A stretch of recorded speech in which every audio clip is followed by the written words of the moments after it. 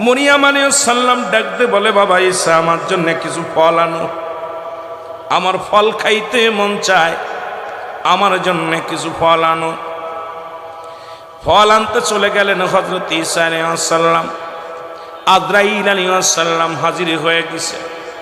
আজরাইল এসে বলে, মরিয়ম দাঁড়াও, মরিয়ম রে দাঁড়াও। মরিয়ম দাঁড়ায় গেছে। আর মরিয়ম আলাইহিস সালাম বলে, তুমি কে? বলে, আমি আজরাইল। কেন আইছো?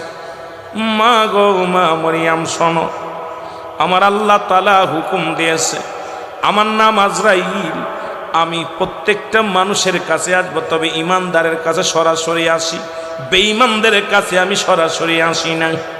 একমাত্র যাদের জন্য আল্লাহ তাআলা জান্নাত নির্ধারিত করেছে, আল্লাহ বলেন, উইদ্দাতুল মুমিনিন